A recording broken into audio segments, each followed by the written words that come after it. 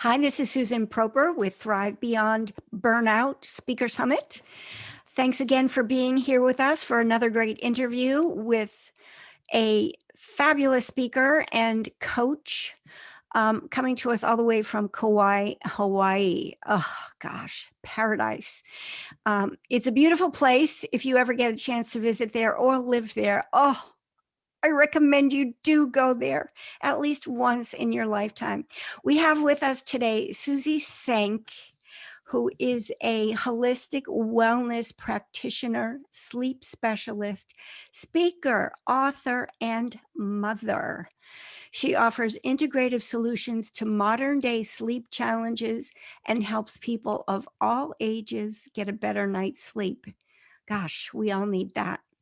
She offers personalized, developmentally appropriate, gentle sleep solutions for families with young children and profound yet practical custom wellness programs for teens and adults. She's known for her intuitive, empathic, wait a minute, I'm saying that word wrong. Abilities and her depth of experience and knowledge to help her clients create powerful, heart-centered, lasting changes in their sleep, health, and outlook on life. Wow, Suzie, I think we all need to hire you.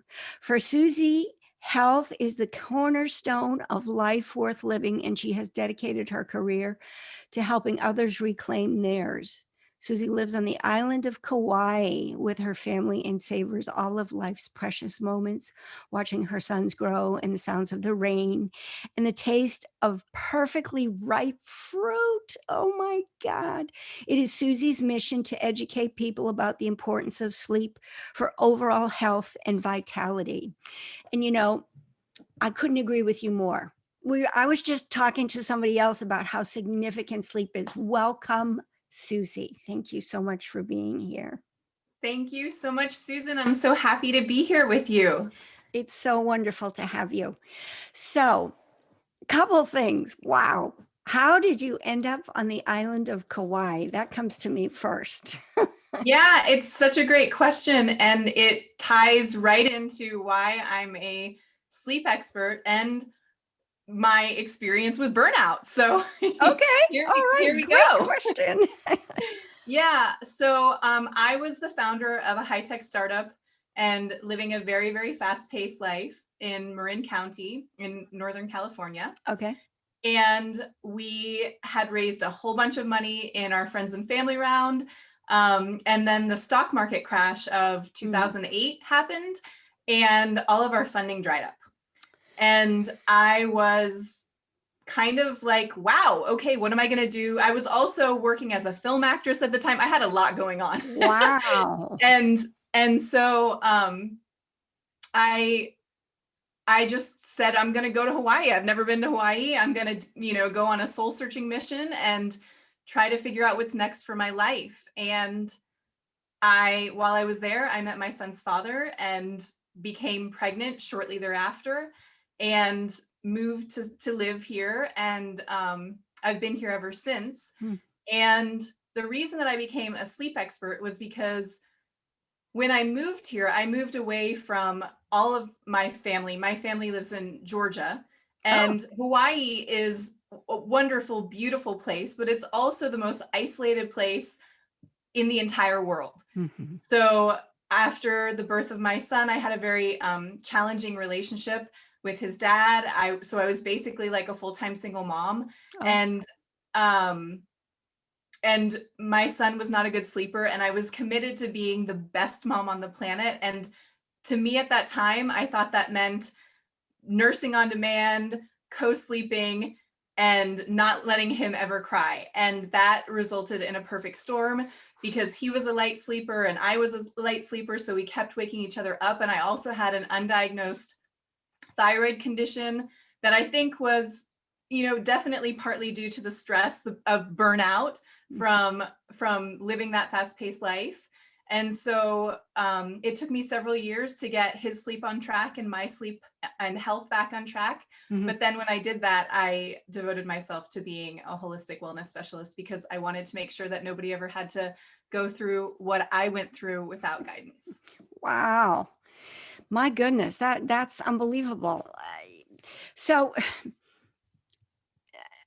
that kind of a lifestyle, to go from crazy busy, which I can totally relate to island lifestyle, which I also relate to because I lived on Hawaii, different island. Um, I mean, that alone is a huge adjustment, right? Yeah, I mean, I've always been a bit of a country girl. You know, Okay. I've lived in big cities. Like I lived in Paris. I've lived lots of different places in the world, Okay. but I always like I'm happiest when I'm in the woods hiking, you All know? right. Okay. So, Okay. Well, maybe that goes back to your Georgia roots. Who knows? yeah. Um, so the transition then to wellness coaching or sleep coaching, excuse me, how did you sort of like find that, and what exactly does that mean? Yeah, so I didn't share this part, but I've had a very circuitous life. So Okay. I graduated college with a BBA in marketing, and as soon as I went to the University of Georgia, and as soon as I graduated, I knew that I didn't want to do anything with it. And a friend of mine was running a holistic wellness. Well, she was running a herbal pharmacy called Remedy, but she was about to expand it to a holistic wellness center called the Healing Arts Center. And I basically presented myself to her and said, I don't know anything about this, but I want to work for you and I want to help you. And Wow. so she took me under her wing and she trained me in nutrition and herbalism. And I worked alongside her for several years, and I helped to open the Healing Arts Center. And this was back in my late teens, early 20s. Mhm. And so I got a really amazing, I don't want to say crash course, but it was a really profound introduction into health and wellness. And I also helped to open a yoga studio and started practicing yoga. So this is my roots. This is really kind of, and my mom was a nurse, so I've kind of been into holistic wellness my whole life. Okay. The launching of the high tech startup was kind of a departure from that. Okay. Um, so it was really just a returning back to what is innate for me. And I actually I just found out the other day that my last name means sleep in Polish. So Really? Oh, it's so my last name is Senk, Senk, yeah. but if you just do Sen and take the K away, it means like the process of sleeping in Polish. So Well, how appropriate. I'm doing what I'm supposed to do. Wow. And and to answer the second part of your question, like what does that actually mean? Yeah. So sleep is the most important thing that anybody can do for their health. And if you get really good quality sleep, Mhm. and enough of it, enough quantity and quality of sleep, it's like your body's own medicine shop, or health insurance. But if you don't have good quality sleep, enough of it, then your body can't do the repair work that it needs to do at night, because the time of day that we do that the body does the vast majority of its repair work is while we're sleeping. So when I help people with their sleep, I help people of all ages. I first started my work with families with young children, because that's what was most familiar to me, because that's what I had been through and that's what I had been trained in. But as my practice grew, I started seeing clients of all ages, because I already had the background in holistic nutrition and herbs and all of that. So it Mhm. was just an easy segue for me. Yeah. Um, so I help people of all ages with their sleep. And what that means is that because sleep affects everything and everything affects sleep, there's really not anything under the sun that isn't a part of the work that we do together. So it might be helping people figure out how to change their habits, or what they need to do to optimize their bedroom, or what is going on in their emotional life that's causing them stress, and how to process and deal with that. Or it might be for people who have chronic sleep issues. They often have correlating chronic health issues, underlying physiological health issues that have to be addressed as well. So Okay. that might be helping them look at labs or figuring out what's going on in their body or what type of imbalances that they have going on that need to be addressed. Wow. So this can be something very simple or something extremely complex. Yeah, I had one client and he was having really, really bad insomnia. Mm-hmm. And in our first conversation, he explained to me that he would have a bowl of chocolate ice cream before bed every night. And I said, don't do that. That's a really bad idea because chocolate has a compound that's very similar to caffeine Mm-hmm. called theobromine, and it can make people, for some people, it's not an issue at all. For some people, it's a really big issue. For me, it's a really big issue. I get heart palpitations if I eat dark chocolate and caffeine. Wow. But some people can be sensitive to theobromine and not to caffeine and vice versa. Or they can be sensitive to both, or they can be sensitive to neither. So you kind of have to just be aware of what's going on in your body. But anyways, for this guy, we cut out chocolate and he had no trouble sleeping after that. So it was a really easy fix. Wow. For other clients that I have that have, severe chronic compounded health issues, they might be working with me for a year. Oh my goodness. Wow. So, okay. So, I want to go back a little bit. So, so somebody comes to you who's got burnout, let's just say. Okay. And maybe they don't even know they've got burnout, right? Because the first time I had burnout, I didn't know I had burnout. I just knew I felt crappy.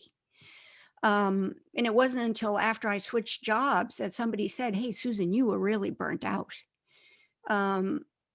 So somebody comes to you and they know that they've got problems and they're not sleeping right, but you determine they've got burnout. What's the next step? There's like a whole bunch of things that a person with burnout needs to deal with, not just sleep, but of course sleep is a major part of it, right? Yeah. So first, I just want to I want to define burnout because Okay. burnout's not a diagnosis, right? Sure. No, of course not. It's a series of symptoms. So when I Yes. was prepping for this interview, I actually looked it up and I wanted to read Ooh. what I found. So burnout is described as a state of emotional, physical, and mental exhaustion Yes. caused by excessive and prolonged stress. Yes. Feel overwhelmed, emotionally drained, and unable to meet constant demands. And there's three aspects of it that are typified by burnout: exhaustion, cynicism, and a feeling of reduced professional ability. Mm-hmm. So if someone were to normally people come to me and they say, I can't sleep, help me. However, that's not the only time that I get contacted by people, because I also help people with wellness in general. So Yes. Somebody might contact me and say, I have anxiety. I feel stressed out all the time. My relationships are falling apart. I can't think straight. I can't keep my act together. I'm exhausted. There's all these other things that go along with it. But undoubtedly, if they're saying those things to me, their sleep is also being compromised. Sure. Yeah. Because the way that it works in the body is it's all part of the same puzzle. And this is something that I think it's why I work holistically. And it's something that I think in general, I think that the medical community is catching up with this, but they used to pigeonhole disease into, oh, you've got this, oh, you've got this, and not look at the whole puzzle. And in order to heal chronic root cause issues, you have to look at what's going on at the foundational level and solve those things. Mm-hmm. So for someone who has burnout, they probably have dysregulated cortisol. So we have two hormones that are very important in sleep and also in the sleep-wake cycle, and also are antithetical to each other. So we have melatonin and we have cortisol. Yeah. Cortisol is described as the stress hormone, but it's not just for stress. It's also the hormone that allows us to be alert and allows us to have the energy to pop up in the morning when we wake up. Mhm. So for someone who has burnout, they might have, so cortisol is supposed to be highest first thing in the morning and then slowly taper off as we go throughout the day and then be lowest in the night. For someone who's not sleeping well, who has burnout, they probably have dysregulated cortisol and have too high of a cortisol production in the evening when it's supposed to be tapering off. And when cortisol is too high, then the body can't produce enough melatonin. And melatonin is the hormone that tells the body when we're supposed to be asleep. Mhm. So if you have too much cortisol because your body is in a sympathetic, because your nervous system is in a sympathetic state, Yeah. then you're not going to be able to produce the chemicals that you need in order to be able to fall asleep and stay asleep at night. Okay. I totally understand that. But now not everybody, well, maybe not everybody listening to this understands the difference between the sympathetic and the parasympathetic. So the sympathetic nervous system is basically when you're in burnout, when you're in, chronic burnout, your body is mostly in a sympathetic state. So it means it actually means the opposite of what it sounds like. Yeah. It means that you're in a constant state of fight or flight Mhm. instead of a relaxed, easygoing, mellow state where you're able to process what's going on. That's the parasympathetic nervous system. Right. Yeah. So I am probably one of those people that you're talking about because at nighttime I need to take melatonin to make myself be able to sleep well. So there's other reasons besides just the cortisol. Well, there's other factors besides stress that can cause that dysregulation. Mhm. So another reason that people don't understand or don't think about frequently is their light diet. So we evolved over a long period of time with only the sun, the moon, and torchlight and campfire. And that's what our body is used to. Hmm. And we also evolved with only the sun and campfires to heat us. And our bodies were used to having it being hot during the day and then cooling down at night. So light and temperature are very, very, very important in terms of our body getting the cues that it needs to know when to be awake and when to be asleep. But now we have, it's raining here and it just got dark. It got dark. Yeah, I can see it. I saw. I was like, "Oops, the You can still see me." Anyways, so that's funny too because we're talking about light and dark, and the screen just went dark. So because we now live in these environments where the temperature is regulated and we can have whatever light we want at any time of day, our biological clock, our circadian rhythm gets really, really confused. Mhm. And so another thing that I would ask you beyond, hey, how's your stress level? And like, hey, let's look at we could run a lab. We could do a saliva cortisol test where we test your cortisol level over a 24-hour period and see if in fact you have elevated cortisol when you ought not.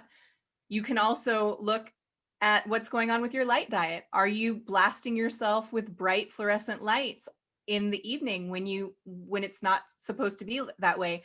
Are you on screens at a time of day when you're not supposed to be? Which for most people with burnout, yep, they're on screens when they're not supposed to be because they're usually burned out because they're going and trying to do too many things, and they have a high pressure job. And although I will say this, when I was reflecting on burnout, I had burnout twice. I had burnout just from my career, my former career, but I also had burnout from motherhood, but it was a different kind, So when I'm looking at the symptoms of, I don't know if I had cynicism, but I definitely had exhaustion and the feeling of reduced professional ability in my in my ability to be a good mom. Yeah. So I just want to let people know that, we think of burnout in terms of careers, but it can also happen to mothers for Yes, sure. it can. Yes, it can. That's for sure. And fathers, Yes. Anyone can be any caregiver. susceptible. Yeah. Yes, absolutely. Yeah.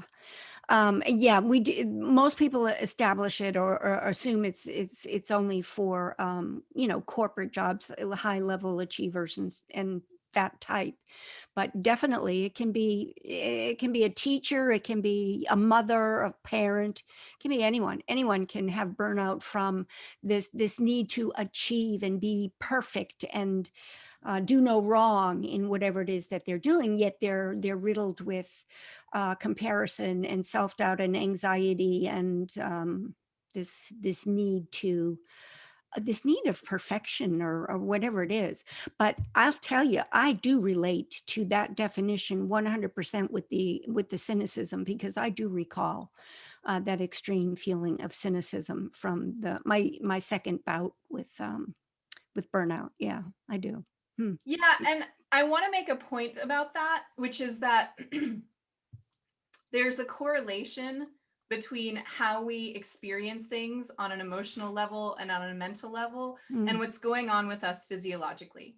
So it's very difficult to be happy and be grateful when you're exhausted and you're not sleeping well. And I feel like there's a lot of content in the media about just change your mindset and everything will be better. And it's really, really hard to do that when you have chronic or severe burnout. It's really, really hard to do that when you have chronic depression. It's really, really hard to do that when you have, chronic sleep deprivation. So I'm offering that because I feel like if we can take away the piece of the puzzle that is like shameful or, self depreciating, and just look at it from a clear space of, hey, it's really not your fault, like you have stuff going on that needs to be addressed. And when you have those things, when you address those things,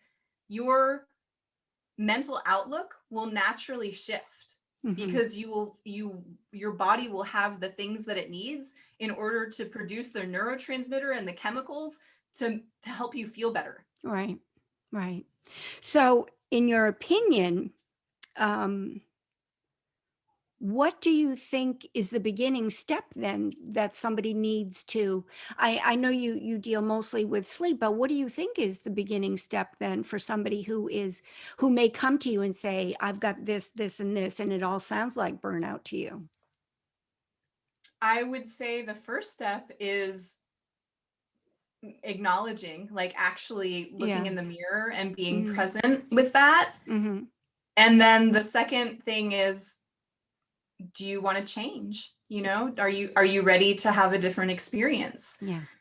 And it's unfortunate, so many people they have to hit a wall before they can change. And yet there's whispers, way before we crash and burn. Yeah.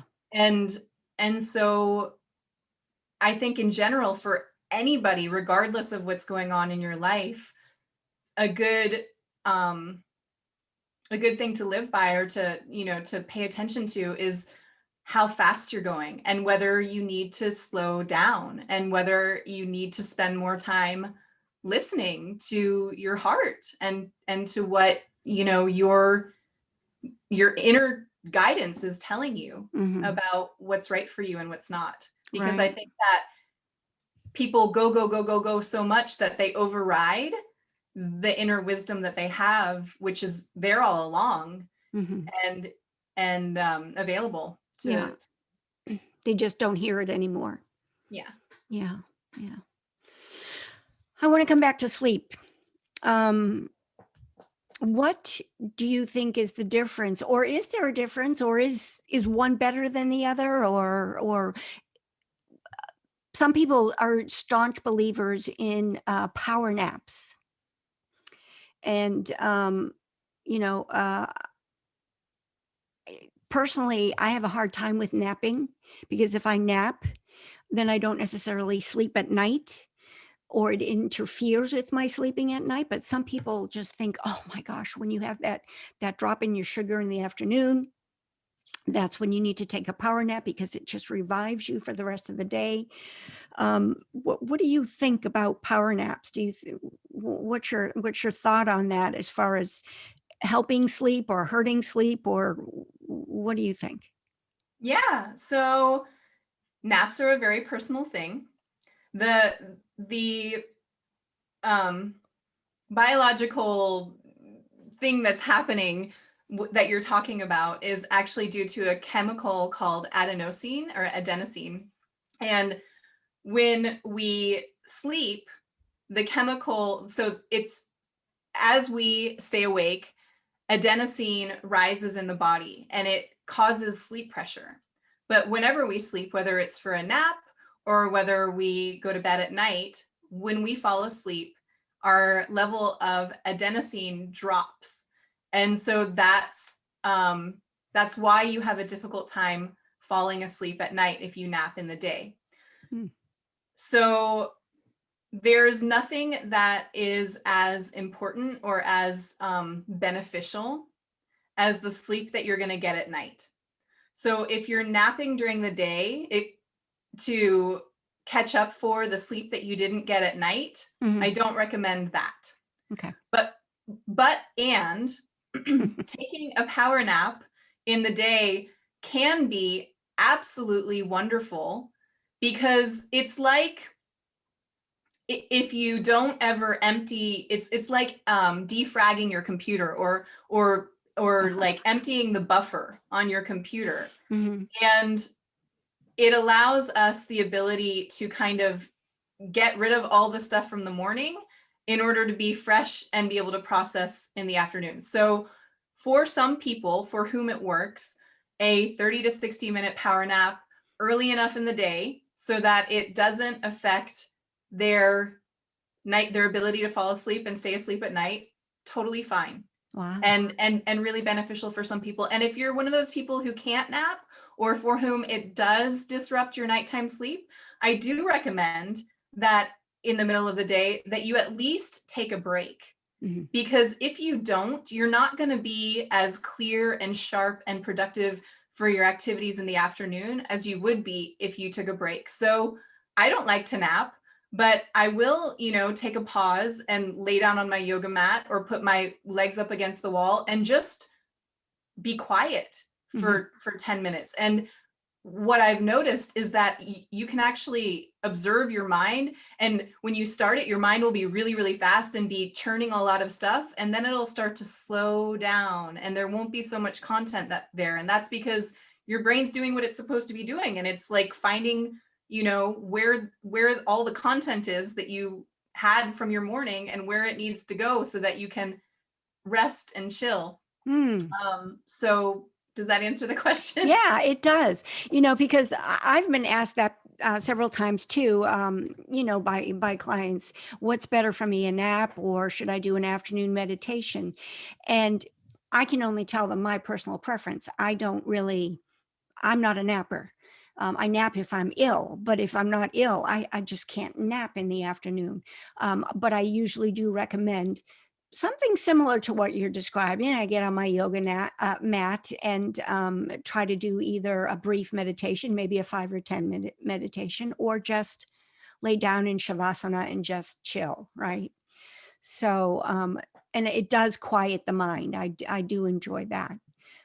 So yeah, I that did answer my question, and I do appreciate that answer. And I just wanted to say, like, when we were talking about the cortisol, I love looking at the way cultures did things a long time ago, because they had wisdom, because they were in tune with nature in a way that we're not. Yeah. And if you look at traditional cultures, there's a siesta time after lunch, yes. around 1 to 2 to 3 p.m. And that's because there's this natural dip in cortisol at that time. So for whatever reason, like, I don't even think that we have all the answers. I do think that it has to do with needing to, to defrag the brain's computer. Yeah. But for whatever reason, we do have this natural dip in our cortisol level at that time of day. So there is an innate desire to take a break at that time of day. And when you override that, that is what can contribute to burnout.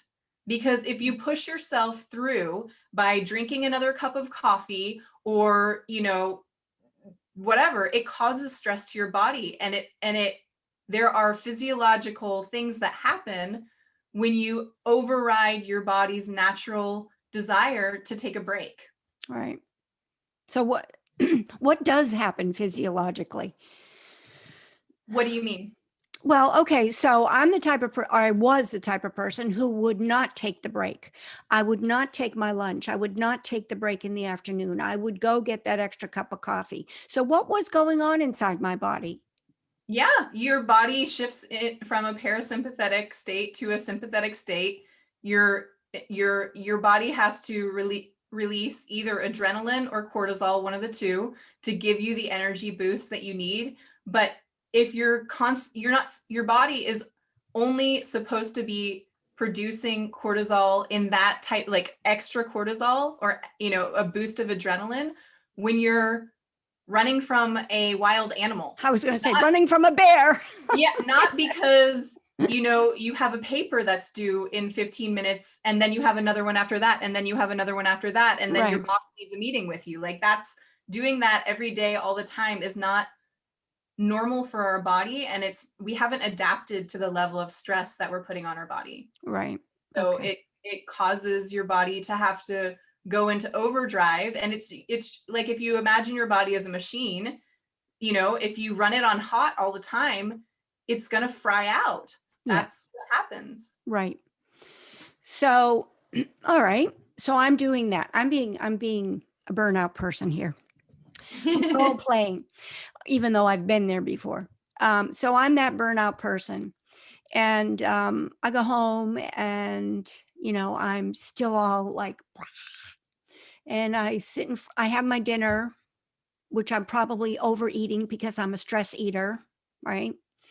And then I have and my you didn't eat lunch, it sounds like. No, I probably didn't. And if I Which did, is also really bad for your body and makes, especially for women, makes you stressed out. Yes. So I go home, I eat too much for dinner because I'm starving because I didn't eat lunch. Then I have a glass of wine, and then I probably have another glass of wine, sit in front of the TV. No, I didn't go to the gym. I didn't do any exercise, right? Because I'm too tired and I'm too lazy and I'm too blah. So, and then I try to go to bed and I can't sleep, toss, turn, and get really aggravated. But finally, because of sheer exhaustion, I fall asleep. So is my body taking care of itself when I sleep? Is my brain even able to help my body when I'm sleeping if I'm in that state? Right. So there's a couple things that I want to say about that. The first thing is, even if you fall asleep, there's quantity and then there's quality. We need both. So there is a misunderstanding or a misnomer about the amount of sleep that people need. You hear a lot of people that say, oh, I do great on 4 hours or 6 hours of sleep. They've done studies that show that the percentage of people who don't need that is like 0.0001% of the population, and it's due to a genetic anomaly. Wow. So if you're saying to yourself, if you're listening to this and you're saying to yourself, oh, I don't need 8 hours of sleep, and it's not 8 hours, it's different, because a normal sleep cycle is approximately 90 minutes long. But for you, it might be 87 minutes. For me, it might be 96 minutes. And then if you multiply that by the number of sleep cycles that you get in the night, that's going to tell you how much sleep you need approximately. But for most people, it's somewhere around 8.5, 9 hours per night that we need. And so, first of all, it sounds like that person, you, the burnt out you, would not be getting the quantity of sleep Mhm. because you're probably not going to bed until 11 o'clock at night after those glasses of wine and watching that TV. And Mhm. then you have to get up for your job at like 5:30 or 6 in the morning. So Yes. that's not enough time. Mhm. Um, Also, the quality of sleep. So drinking wine doesn't allow our bodies to get into the deepest stages of sleep that we need to in order for the body to do its repair work. Mhm. We stay in a lighter stage of sleep. So we're not getting the quality of sleep that we need. Also, if you're watching TV before bed, again, you're exposing your eyes to that blue light, which is not natural at that time of day. And so that's another reason that you won't be getting that same quality of sleep. Oh. So, and then, and then it's a self-fulfilling cycle. It's a really gnarly cycle because you don't get enough sleep. And then you wake up exhausted, and then you chug the coffee the next day, and then you're too tired to exercise the next day. Yes. And then you just do it all over and over again until you Yes. feel worse and worse. Yeah. The other thing that I'll say in order to answer your question has to do with the idea of deferred repairs. So your brain and your body is brilliant. And what it will do when you're sleeping at night is it will figure out what the absolute most important things are that need to be done in order to keep your heart beating and your lungs breathing and your liver working. And it will do those things first. And if there are other things that it needs to do, like memory consolidation or processing emotions or those things, it will defer the things that are less important and keep on remember that they need to be done at some point, but they can't get done tonight. And so when you start to get good sleep again, your body will start to bring those repairs that it didn't do a year ago, 3 years ago Oh, back in, wow. and start to take care of that stuff. But Wow. yeah, but it doesn't, if you don't get enough sleep, it can't do it all in the night that you're sleeping. Oh my gosh. I mean, that sounds unbelievable to me that your body, your brain can defer something for that long a period of time and allow could maybe is not the right word, but that you could do that to your own body, and somehow your body can hold on to something for you and say, okay, now she's taking care of herself, so let's take care of this. That's That's the way it incredible. works, though. That's unbelievable. I know. I'm shocked. Yeah. Yeah, I'll give Wow. you an example. So I have a colleague, she's brilliant. She works with people specifically in relationship to sleep and their vitamin D levels. And she was telling me a story of a child who was, maybe, I think he was around 18. And growing up, he had severe developmental delays. So he couldn't speak and had other issues. His language skills hadn't developed. And his family took him to see this woman. Her name is Dr. Stasha Gomanak. She's brilliant. And she got his vitamin D levels regulated, and his sleep came back on track. And he was, and then his ability to speak within, I think, I don't remember, it was a miraculous thing, like 1 year or 1 month, it was a very short period of time, came online. Hmm. And he was able to say to his parents, I used to lay in bed all night and I wasn't sleeping before this. But so his sleep got on track. And then after that, once he got his vitamin D level optimized and got his sleep optimized, his body was able to do those deferred repairs that it hadn't been able to do because it only had a short period of time to make sure that this child stayed alive and that his lungs breathed and that his heart beat.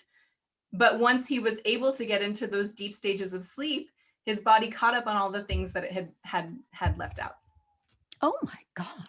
That's amazing. Yeah. Oh my gosh. I mean, we all know that sleep is so important and we all hear it. And whether some people say 6 hours, some people say 7 or 8 or 9 or whatever. But to hear something like that is just absolutely astounding. My Yeah, God. sleep is truly your superpower and the most important thing that you can do for your health. Absolutely 100%. Wow. Oh, well, I need to take a deep breath on that one. I also am going to take a pause here and just let people know, because I'm sure there are many people who want to know how they can reach you.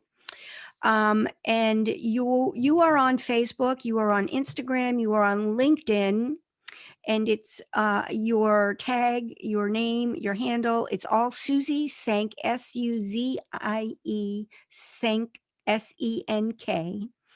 And you also have a Facebook page that's called Sleep to Thrive, correct? Yes. Yeah. And I also have a website. People Okay. can always find me there. It's Okay. the same thing. Okay. Perfect. SuzieSenk.com. Yeah. And I will put all of that in the video notes as well. But I'm sure there's going to be people that want to hear from you and talk with you about all this interesting information. I do have something else that came up to me. What about dreams and sleep? Is there any correlation to sleep cycles and good sleep and dreams, or is that just two separate things? Right. So we do most of our dreaming in REM sleep, which is short for rapid eye movement. So the way that it goes is we start with light sleep, and then we go into a little bit of a deeper phase of sleep, and then we go into deep non-REM sleep, and then we go into REM sleep. And the amount of REM sleep that we get increases throughout the night. This is another really important reason why you need to make sure that you actually get the adequate amount of sleep, the adequate quantity, because you're not doing much REM dreaming in the earlier part of the night. You're doing a lot of non-REM sleep, but it's in the early morning that we do most of our REM sleep. And REM is a beautiful, I like to call it mental Cuisinart, because, dreams, they seem to not make any sense and come from all over the place. But what's happening during that time is that we're actually processing our emotions. So if you don't get good quality, enough quantity of REM sleep because you're waking up to your alarm every morning and cutting off your sleep cycle, then you're robbing yourself of the ability to process your emotions and what's going on in your day in order to heal your heart. Wow. I am I have profound dreams, very dramatic dreams. Now, I'm not necessarily, I wouldn't be a star student in your dream book. However, because I tend to be a night owl and I tend to procrastinate when it comes to going to sleep. However, I do get a lot of dreams, and I keep a dream journal. So I'm glad to hear that's something that's healthy for me, and is an important part of the sleep process, excuse me, because sometimes I wonder if you have I wondered, excuse me, if you have like these crazy wacky dreams, if it's not like if it's like a not a good thing, if it's like maybe your emotions aren't good, or they're not healthy, or something crazy is going on. But I guess it's like cleaning out, like you said, defragging, right? Yes. Defrag. I literally had this conversation with my stepson last night at dinner because he was asking about nightmares, and I was explaining to him that all dreams, even nightmares, are absolute blessings. The only exception to that is he was funny. He was like, "What if you have a nightmare that turns into a reality?" I was like, "I don't think that happens very frequently, but that might be different." But the only real exception to that is for people who suffer from PTSD and they Oh. have reoccurring dreams that are caught in a loop. And then they need actually, support to break that loop. But basically they're stuck in something that they can't process, that they can't release, that they can't let go of. Oh yeah. In that instance, I think that those types of dreams can be really, really challenging and stressful for people. Yes. Yes. But if you're just having the occasional crazy nightmare, it's actually a healing that your body's giving to yourself. Interesting. Yeah. Very interesting. Okay. Um, what else did we want to talk about? I know we talked about the power nap. We talked about, I'm trying to think, what are some of the other things that we wanted to talk about? Anxiety and emotions and sleep deprivation. Oy, it's all coming back to me now. um, I know you said you've got some events or something coming up too that you wanted to talk about. Did you say that? Yeah, I mean, so if people want to get a hold of me, they can always go to my website. I'm currently offering introductory consults, but that's going to be changing soon because I just have too many people that want me. So my business model is going to be shifting, but for now, you can still call me up and we can chat, and I can, tell you my thoughts, and I'll still be working with clients. It's just going to be in a different way going forward. It's going to be on a like a 3-month, 6-month, or a year-long basis, rather than just individually for an hour or a couple hours. And I'm also probably going to be relaunching the Holistic Sleep Summit sometime this year. I did that last year. I interviewed, I think, like 40 experts on different aspects of sleep, and that was launched last year, but I think we'll relaunch that this year. And I've got lots of stuff in the works. I'm probably going to be doing a podcast soon. And Oh, good for you. yeah, all sorts of fun stuff. Oh, I'll have to check that out when you do. Wow. Yeah, and you can, if you go to my website, there's also free gifts that you can sign up for and stuff like Okay. that. I'll be sure to put all that information in the video notes. Is there anything else any little tidbits or advice that you want to give the listeners today, Suzie? I think, really it just comes down to being gentle with yourself.